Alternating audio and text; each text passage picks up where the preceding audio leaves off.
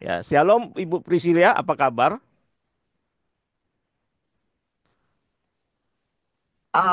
Sebentar kok ini mute. Iya, Shalom, shalom, selamat pagi. pagi. Wah, sudah cerah ini ya.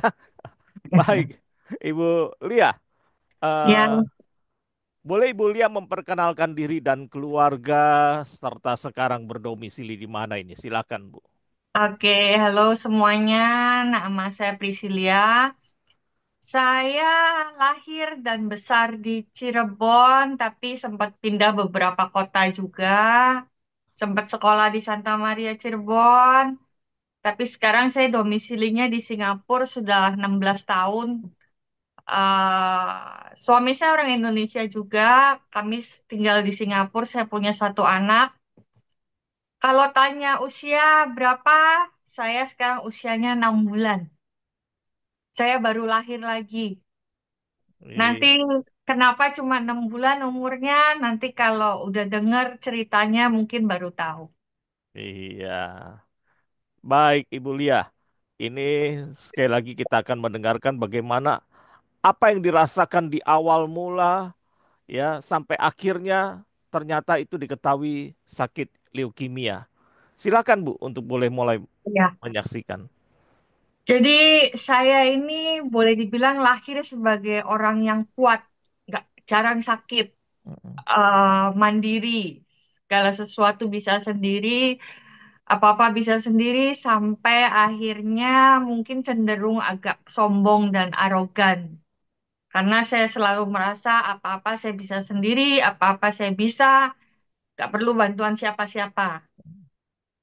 Saya hobi olahraga, hobi traveling, sehat, semua laporan kesehatan selalu sehat. Tapi satu hari di tahun 2022, saya tiba-tiba sedang hadir ke perkawinan saudara saya di Bali. Saya sakit panas 5 hari. Setiap malam saya sakit panas. Siang oke, malam panas. Siang oke, malam panas. Akhirnya kami pulang ke Singapura. Suami sama mama saya bilang ke rumah sakit cek darah. Kamu mungkin tipes atau demam berdarah. Jadi saya pergi ke rumah sakit emergency yang di dekat rumah, cek darah. Tanpa diduga, dokter langsung todong. Kamu tahu penyakit kanker darah? Tahu. 90% saya yakin kamu kena leukemia, dia bilang gitu. Tapi ini rumah sakit, ini kan rumah sakit daerah perumahan, bukan rumah sakit utama ya. Jadi kami akan kirim kamu ke rumah sakit utama di Singapura. Karena darah merah kamu itu cuma 3, something. Sedangkan manusia normal itu 12 untuk perempuan seumur saya. Kami heran kamu nggak pingsan, tapi ada bagusnya. Jadi saya langsung dikirim ke rumah sakit besar, di sana langsung ditangani, langsung dikasih transfusi darah, dan itu saya sendirian, karena suami masih di luar negeri. Anak saya titipin sama adik suami saya di rumah.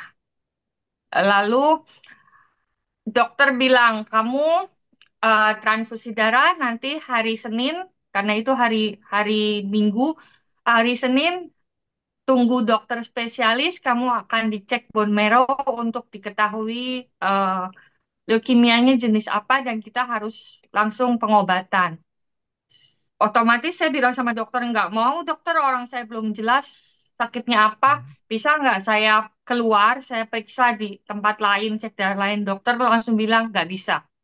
Itu langsung ditodong ke muka saya, tanpa persiapan apapun, tanpa pendamping satupun. Langsung ditodong, nggak bisa, kamu sel kansernya sudah 90%. Kalau kamu nggak diobatin sekarang, umur kamu nggak akan sampai 3 bulan. Saya nggak tahu lagi harus ngomong apa.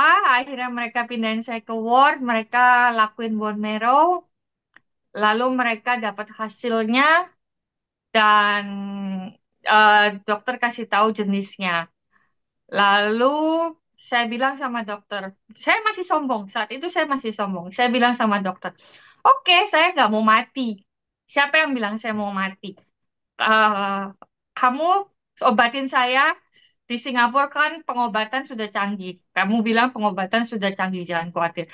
Kamu obatin saya mau sembuh. Terserah kamu mau gimana cara ngobatinnya, saya mau sembuh. Lalu mereka mulai eh, pengobatan kemoterapi dan sebagainya. Saat-saat kemoterapi itu saya mulai mengalami teguran dari Tuhan. Jadi selama ini saya hidup dalam kesombongan dengan kemampuan saya sendiri. Saya dari kecil lahir Katolik, tapi buat saya berdoa itu ya sekedar berdoa. Tuhan itu ada, saya percaya Tuhan itu ada, tapi ya sekedar Tuhan itu ada dan saya percaya Dia ada. Tapi saya nggak pernah sungguh-sungguh untuk dekat sama Dia atau bicara dengan Dia. Pada saat di rumah sakit, tiba-tiba saya dihantui mimpi-mimpi buruk. Saya kayak ada di satu ruangan gelap. Lalu saya serasa ditarik ke kanan, ke kiri, tangan sana, kaki sana, semuanya. Dan saya serasa dibelah-belah. Dan sakitnya bukan main. Itu mimpi itu beberapa hari.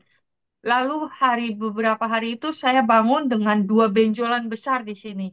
Di, di kening. Dokter MRI, dokter cek semua-muanya, tidak ada penyakit apapun di kepala. Akhirnya dokter bilang, kamu ada beban pikiran apa? Ini bukan penyakit, sepertinya ini bukan penyakit. Kebetulan dokternya agak sedikit nggak selalu ke medis. Dia bilang, mungkin kamu ada beban pikiran apa? Mungkin kamu bisa bicara dengan orang tua kamu, atau dengan orang yang kamu percaya, atau dengan pendeta, atau siapapun yang kamu mau kami panggil. Karena saat itu COVID nggak boleh ada orang yang datang sebenarnya. Hmm. Lalu saya bilang sama mama saya nggak mau bicara sama siapapun, apalagi pendeta-pendeta dari gereja. Cilakalah saya. Nanti mereka semua ngomongin saya gimana, saya nggak mau. Sebenarnya dalam hati saya tahu, saya merasa bahwa saya ini banyak berdosa. Waktu saya muda, saya banyak berdosa. Rumah tangga saya agak sedikit kacau balau. Setiap hari berantem dan sebagainya. Saya merasa banyak sekali masalah, banyak sekali dosa dan beban. Akhirnya ada satu pendeta yang disarankan oleh adik mama saya yang kami tidak kenal. Dia datang, dia orangnya lemah lembut, dia bicara dengan baik, dengan lembut, sampai bisa meyakinkan saya untuk cerita, sampai bisa meyakinkan saya untuk apa yang saya rasakan. Dan saya merasa saya berdosa, Bu. Saya banyak dosa, dosa-dosa saya ini yang nyebabin saya sakit, saya bilang.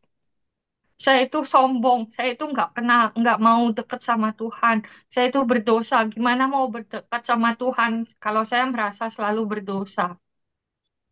Lalu dia bilang sama saya pelan-pelan, Tuhan itu nggak pernah menghukum manusia dengan sakit karena dosa. Dosa itu dosa, sakit itu sakit, bukan suatu hukuman. Semerah apapun dosa kamu, sejahat apapun dosa kamu, kalau kamu mau bertobat, kalau kamu mau merasakan bahwa dosa itu bisa diampuni, Tuhan akan ampuni, dia bilang. Mulai saya berpikir, dan saya mulai merasakan Tuhan itu ada, Tuhan itu dekat. Tiba-tiba saya serasa ditegur. Lalu besoknya dengan ajaibnya, itu benjolan di kepala sini hilang, lenyap, nggak sakit apapun. Walaupun sebelumnya sakit bukan main, sampai dokter sampai kasih saya morfin. Karena painkiller apapun sudah nggak mempan. Dan akhirnya pengobatan berjalan, kemoterapi itu nggak sakit ya. Kemoterapi itu nggak sakit. Efeknya yang parah, nggak bisa makan, sariawan dan lain-lain dan lain-lain. Berat efek kemoterapi. Tapi waktu pengobatan yang pertama itu saya bisa jalanin dengan baik. 7 kali kemoterapi, waktu 4 kali itu saya sudah dinyatakan nggak ada sel kansernya. Kemoterapi 7 kali dinyatakan remission, saya kembali ke kehidupan nyata, kehidupan normal. Saya kembali olahraga, kembali naik sepeda, saya hobi naik sepeda, kembali ke kehidupan nyata. Bahkan saya kembali ikut racing di sepeda, touring, dan saya kuat melakukan itu semua. Sampai satu hari saya kena flu. Itu setelah 14 bulan saya sehat. 14 bulan saya sehat, saya berasa hidup normal. 14 bulan tiba-tiba saya kena flu. Kena flu itu nggak sembuh-sembuh. Akhirnya suami saya bawa saya ke emergency. Ke emergency, mereka kembali cek darah dan sebagainya. Emergency bilang, your cancer is back. Your leukemia is back. Dia bilang, cancer kamu kembali. Hmm. Dan 87% sel cancer ada di badan kamu. Lalu dokter ketemu saya, dokter bilang, kami cuma punya dua pilihan buat kamu. Karena usia kamu sudah di atas 40, kita nggak bisa ngelakuin kemoterapi lagi karena kemoterapi lagi akan percuma karena kanker kamu kembali itu lebih ganas. Hmm. eh Dia kasih dua pilihan. Kita akan imunoterapi, tapi imunoterapi itu cuma bisa maksimal 5 kali. Dan 5 kali itu untuk sekitar 2 bulan. Jadi kita cuma bisa extend umur kamu setidaknya dengan obat itu 1 tahun. Dengan obat. Tapi kalau Tuhan kasih lebih banyak, itu beda perkara. Atau kamu mau transplant. Pilihan kedua adalah transplant. Karena yang rusak itu adalah sel di badan kamu, pabriknya darah kamu. Jadi kalau kamu transplant, kamu punya chance untuk hidup sampai 70%. Bukan chance untuk hidup 70%, tapi eh, kehidupan saya tidak akan sama. Kehidupan saya tidak akan 100% sehat. Tapi saya punya 70% untuk mendapatkan kehidupan yang baik daripada sakit. Lalu saya bilang sama dokter, saya nggak mau mati dokter. Dokter kasih saya 1 hari untuk nangis. Kasih saya 1 hari untuk meratap. 1 hari untuk saya marah-marah atau curhat sama Tuhan. Dokter boleh mulai hari berikutnya untuk tes segala macam. Saya saya berdoa sama Tuhan. Tuhan kenapa? Tapi saya nggak pernah menyalahkan Tuhan. Karena waktu dari kena yang pertama saya sudah belajar bahwa Tuhan itu baik. Tuhan itu menolong saya sangat banyak. Saya cuma minta sama Tuhan. Tuhan kali ini saya minta 15-20 tahun aja umur saya supaya anak saya ada saya. Saya nggak mau anak saya besar sendirian dengan papanya saja. Saya nggak mau anak saya diibu tirikan atau bagaimana. Kasih saya 15-20 tahun untuk hidup mendampingi anak saya sampai anak saya bisa berdiri di kakinya sendiri. Mandiri. Kalau kau mau ambil aku setelah itu, ambillah. Nggak masalah. Saya nggak minta umur terlalu panjang. Lalu dokter mulai tes untuk transplant. Dan kebenaran kalau untuk menunggu transplant tetap saya harus di imunoterapi. Imunoterapi itu saya harus membawa mesin pompa ada di fotonya itu 24 jam 30 hari.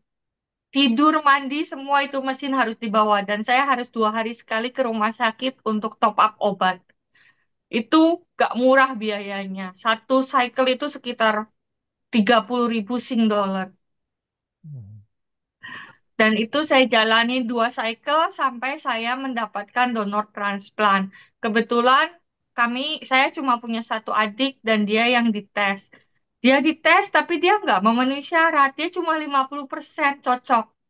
Dokter bilang kita akan cari dari bank donor ya. Nanti kalau dapat yang lebih baik kita akan pakai dari bank donor. Tapi dia bilang, akhirnya dia setelah beberapa lama dia bilang dari bank donor tidak ada yang lebih baik dari adik kamu. Kita akan gambling chance-nya untuk pakai adik kamu. Akhirnya segala proses dilakukan, apa semua dilakukan. eh Akhirnya transplant dilakukan. Transplant itu nggak sakit, Pak. Cuma seperti Hmm. transfusi darah. Tetapi proses sebelumnya, radiasi, itu sangat mengerikan. Dan proses sesudahnya transplant itu waktu darah itu nol sampai harus untuk kembali ke darah itu tumbuh, itu memakan sekitar 21 hari seharusnya. Itu hari-hari di mana saya dikurung di satu ruangan yang pintunya double door dan pintunya ruangannya itu steril, AC-nya sangat dingin karena takut untuk bakteri. Itu mengerikan, benar-benar mengerikan. Dan saya setiap hari teriak-teriak sama Tuhan, Tuhan saya takut, Tuhan saya mau bunuh diri aja, saya mau lompat. Saya di sini takut, saya kesepian, saya merasa kayak di penjara. Karena saya nggak bisa melakukan apa-apa, cuma saya di situ hanya menunggu dan menunggu. Cuma dikasih makan, dikasih obat beberapa kali sehari, bahkan diinfus saja enggak. Dan itu cuma menunggu dan menunggu di ruangan itu. Itu waktu-waktu saya berbicara sama Tuhan, saya udah teriak-teriak. Ibu Iva bilang, setel lagu rohani supaya kamu ada teman.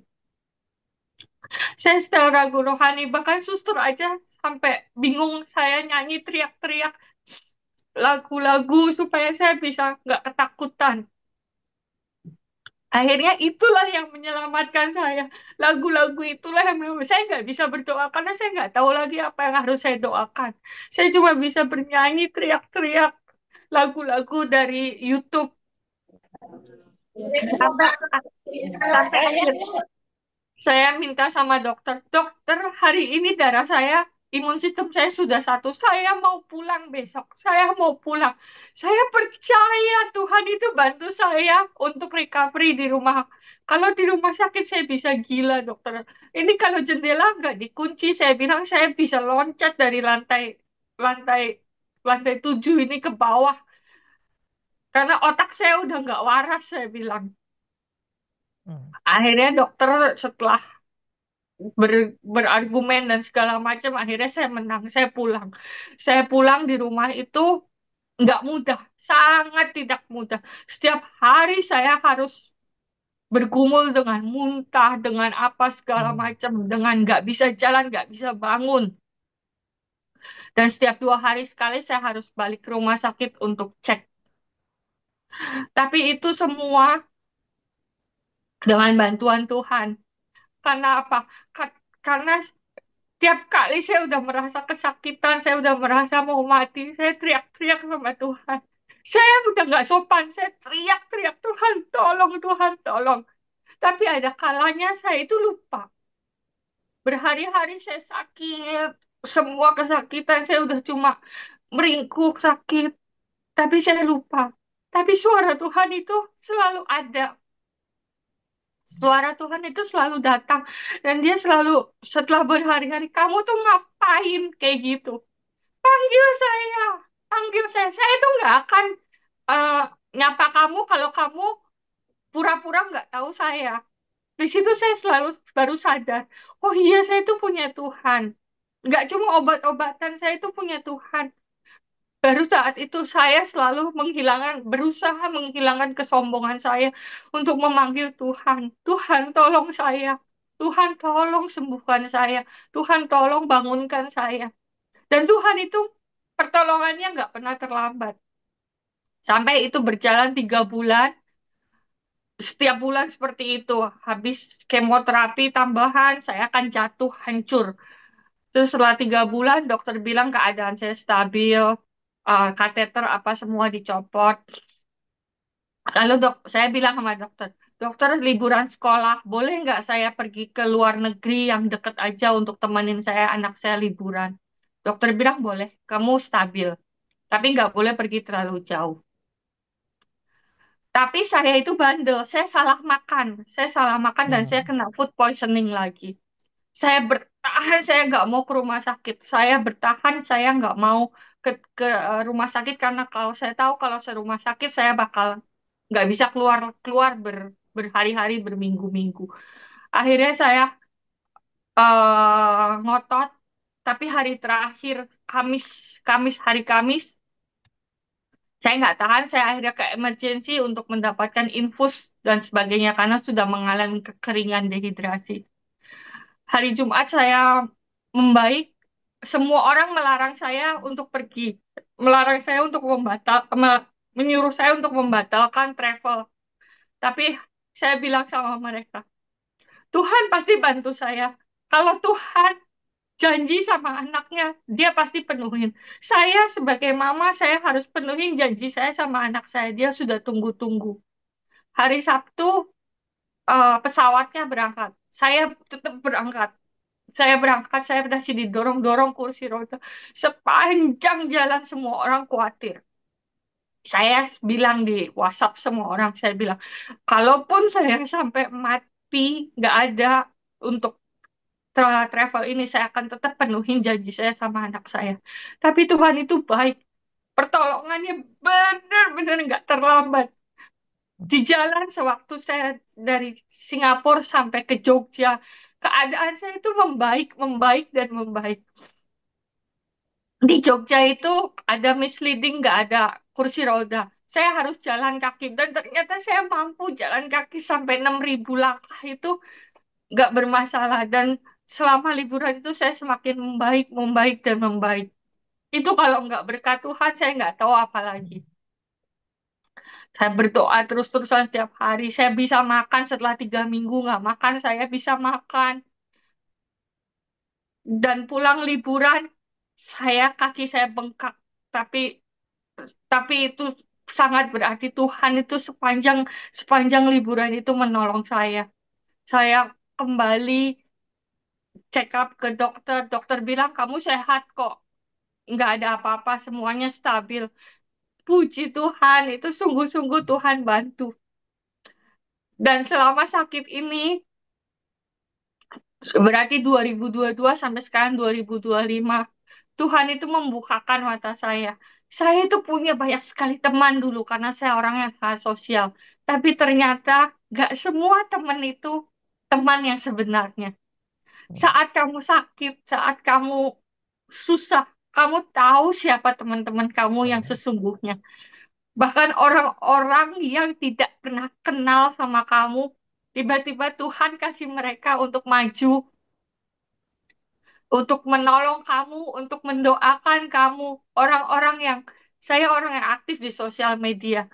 Saya selalu update kondisi saya. Itu orang-orang yang saya cuma kenal selama bersepeda. Mereka semua mendoakan saya walaupun cuma satu kalimat atau beberapa kalimat di komen di Facebook. Itu sangat berarti buat saya dan mereka itu semua mendoakan saya, Tuhan bantu kamu, Tuhan akan sembuhkan kamu. Get well soon, itu semua kata-kata itu sangat berarti. Dan kemana teman-teman yang biasanya gonjang-ganjring pergi dengan saya, kemana, gak ada, mereka semua gak ada. Tuhan kasih saya buka mata, bahwa teman-teman saya itu ada. Dan suami saya, suami terutama yang saya ribut-ribut terus setiap hari, yang kadang-kadang saya merasa banyak masalah dengan dia. Ternyata walaupun dia memang orangnya cuek, tapi selama saya sakit, dia tidak pernah meninggalkan saya. Selama sakit, dia tetap mengerti saya, mendampingi saya, bahkan mencarikan saya asisten rumah tangga ya dan sebagainya. Itu itu kalau bukan kasih Tuhan, saya nggak tahu apa lagi itu. Bahkan sampai soal biaya untuk transplant dan sebagainya yang kalau Indonesia uang mungkin miliar-miliaran, itu semua serba dimudahkan. Saya terkena sakit itu tahun 2022.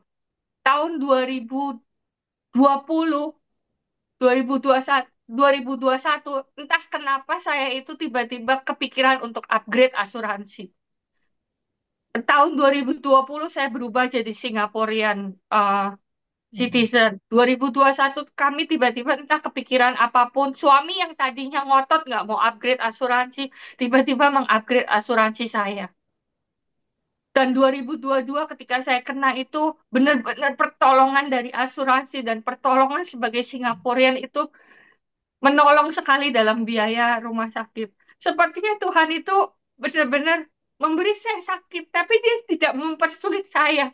Dia dia sudah mengatur semuanya untuk supaya saya sakit, tapi saya tidak terlalu kesulitan. Saya sakit, tapi saya untuk belajar bahwa saya harus menjadi orang yang lebih rendah hati, lebih memperhatikan sekitar, lebih simpati sama orang lain. Saya itu orang yang nggak simpati. Apalah kamu mau duduk, kamu kelihatan sehat gitu kok. Berdiri aja, ngapain duduk? Saya aja kuat kok duduk gitu. Saya selalu seperti orang yang seperti itu. Saya nggak pernah merasakan atau saya nggak pernah berpikir bahwa Hmm. orang itu sebenarnya mungkin di dalamnya sakit dan dia butuh duduk, dia nggak kuat, hanya terlihat kuat.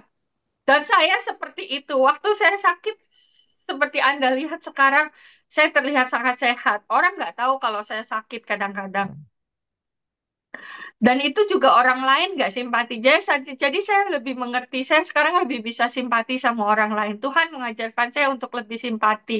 Bahwa kadang-kadang apa yang kita lihat itu bukan yang sebenarnya. Banyak orang-orang yang tidak terlihat sakit, orang-orang terlihat sehat. Sebenarnya mereka punya masalah. Mungkin bukan masalah penyakit, mereka punya masalah keluarga atau masalah apa. Hmm. Dan kesombongan saya itu runtuh. Sekarang apapun saya itu berusaha untuk Tuhan tolong, Tuhan saya mau pergi ke sini, Tuhan tolong, Tuhan temanin saya. Saya bisa berbicara dengan Tuhan walaupun saya nggak berdoa dengan baik, berdoa dengan seperti orang berdoa, tapi saya bicara sama Tuhan. Tuhan saya mau berangkat ke Batam loh. Saya mau kasih kesaksian di beberapa gereja. Tuhan kasih saya kekuatan. Dan ajaibnya seperti minggu lalu, 3 kali kesaksian, saya tidak merasa capek sama sekali. Padahal saya biasanya jam 5 sore aja saya udah habis energinya. Hmm. Itu semua saya bilang kekuatan Tuhan. Dah, dan itu benar-benar saya merasa saat ini saya belum bisa kembali untuk bekerja karena saya masih harus bolak-balik ke rumah sakit, check up, karena saya masih recovery. Dan Hmm. saya itu ditransfer itu tanggal 4 Oktober tahun lalu, 2024. Dan hari itu adalah hari kelahiran saya yang baru. Rumah sakit bilang, dokter bilang bahwa itu saya terlahir baru.